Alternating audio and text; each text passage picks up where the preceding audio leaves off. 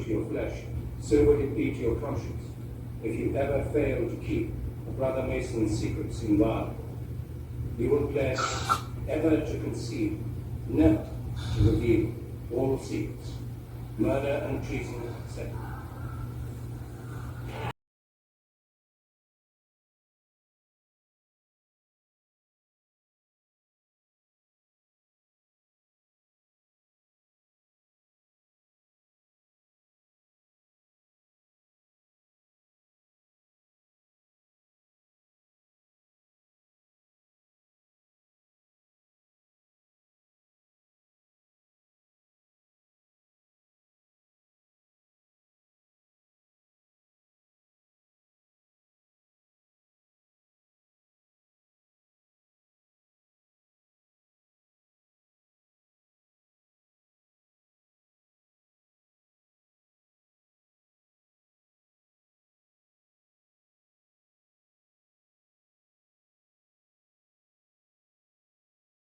Greetings and good afternoon, fellow targeted individual.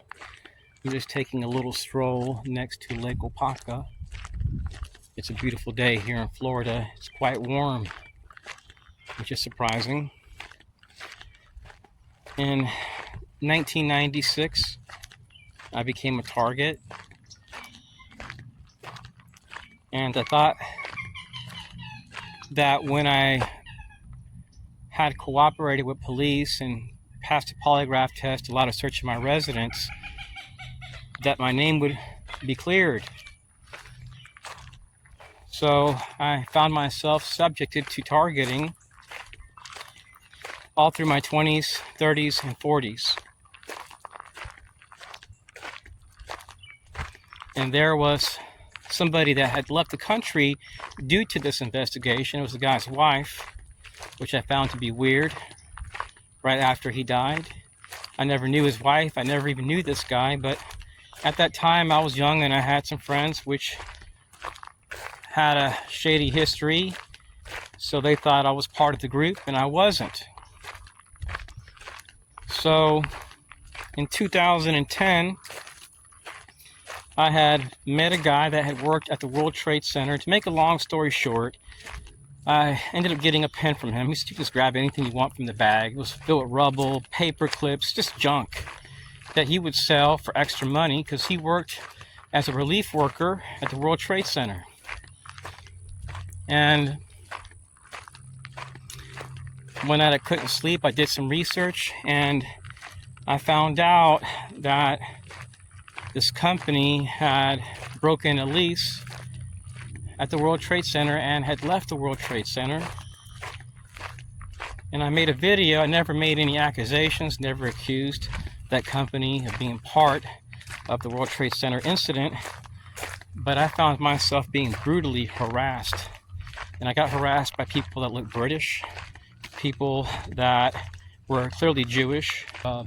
Albuquerque, New Mexico, in 2014, I had closed down my nonprofit due to cyber attacks, and I had moved to Albuquerque.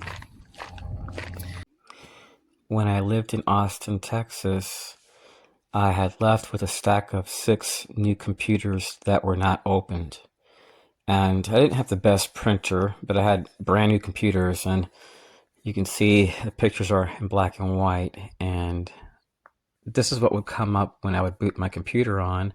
I couldn't access the computer after using it 3 or 4 times. And then I started having even more weird issues with my cell phone, my tablet, and this thing named Rachel will come up, and then it will come up sometimes with a pop-up saying, I am watching you. Now let me cover up my name on this other page here. Hold on one second, bear with me one moment.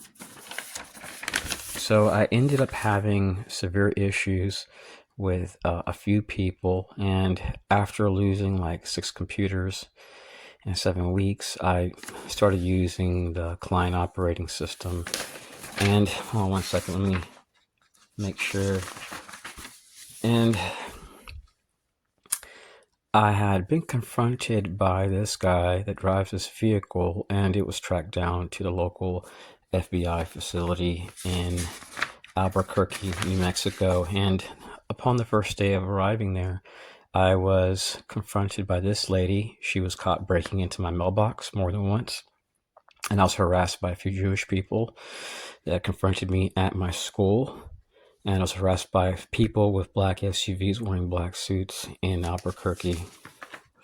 Also, when I would arrive to pay my rent, I would be confronted by an elderly man. Sometimes he would come with no tag, and then he would just stand outside. When I would leave, he would leave, and he would start showing up at different places.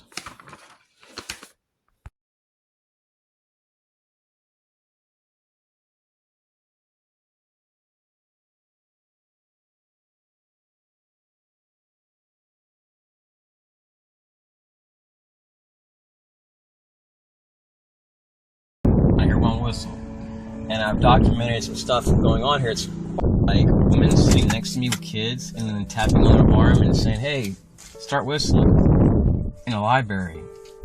I'm telling people what I experience, and I apologize about this video. The video editing program duplicates everything 3 times. So let me go through here. So I'm getting out of the car. Watch this. So let's see what happens.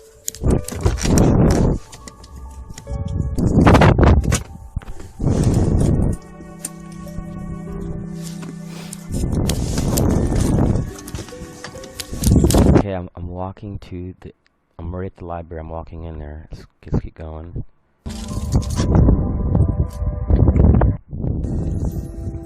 Okay, I'm getting out my car.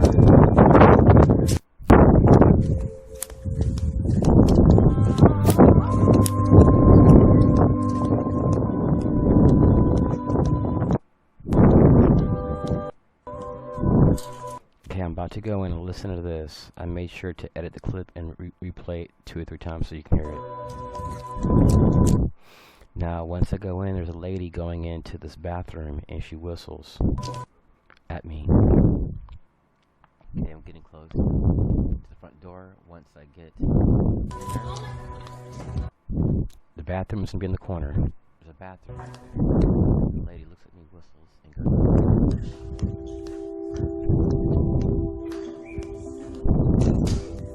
You heard it? I'm gonna play it again.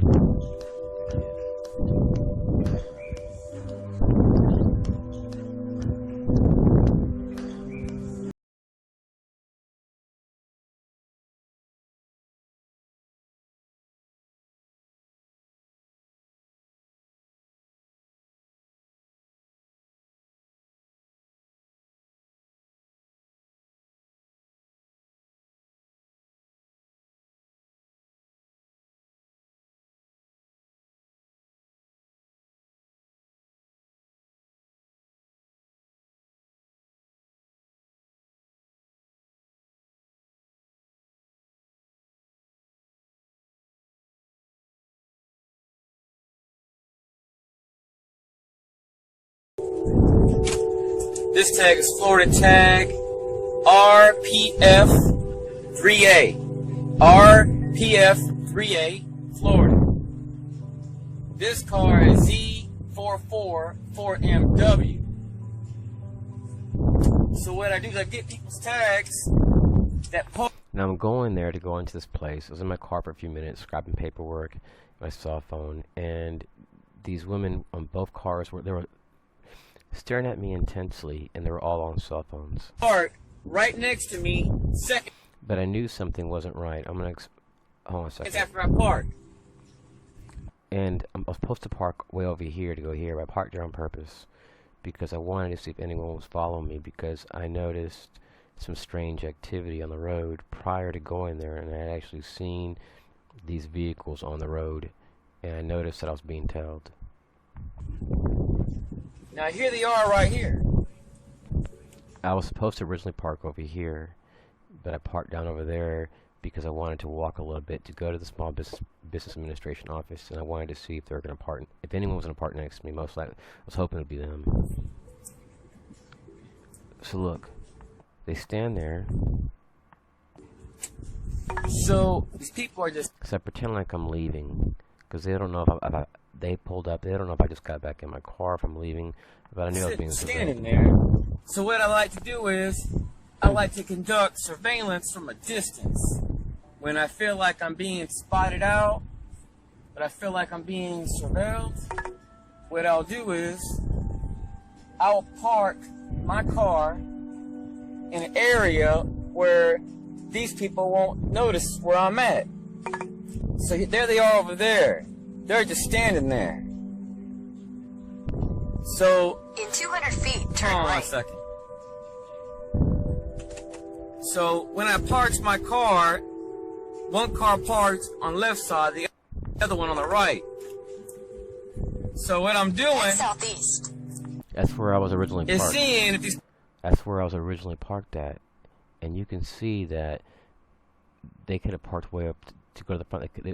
They could have parked closer. But I parked way back here deliberately, and I was parked in the middle. So I went around to see if they were going to go in or not, because I knew I was being surveilled. people that are going to the mall just walk right back to their car.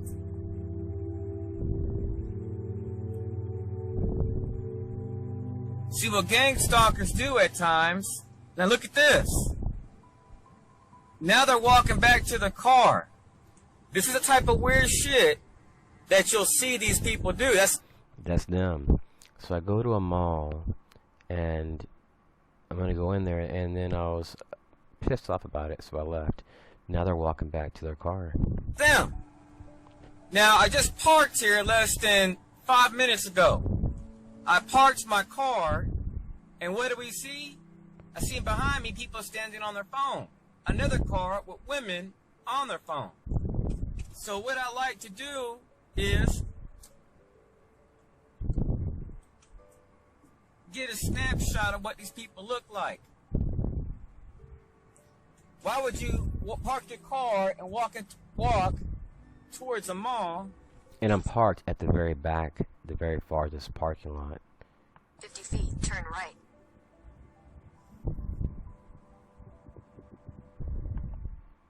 Anyways, these people, they'll do this stuff, and you may notice the stuff, similar type of tactics everywhere you go, and this can be all day long in many cities, where you park somewhere, and then if you don't go somewhere, they go back to their car. Them are just things to look out for.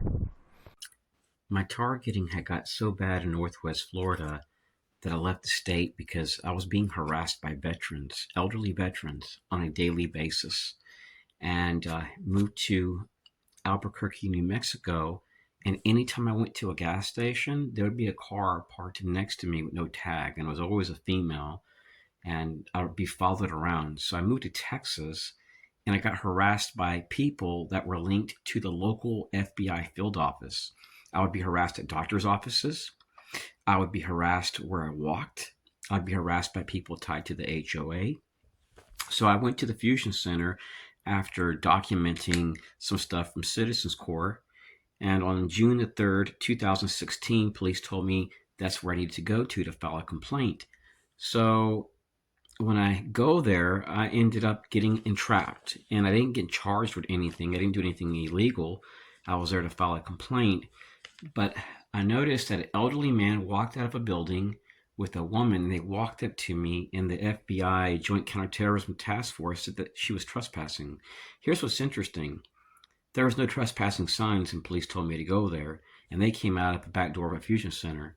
So they gave me a citation for trespassing, and I never trespassed, and now that's on my record. And I looked at something called the Blue Leaks, which was leaked out, and they said that I piggybacked in there.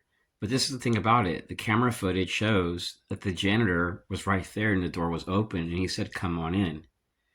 And I have it recorded where police told me to go park there. And then when I go talk to an attorney, I needed to give like $38,000 just to start. And the county attorney, state attorney, the state governor, assistant governor, police, the municipality, nobody would help. Nobody would investigate, and I was harassed every day.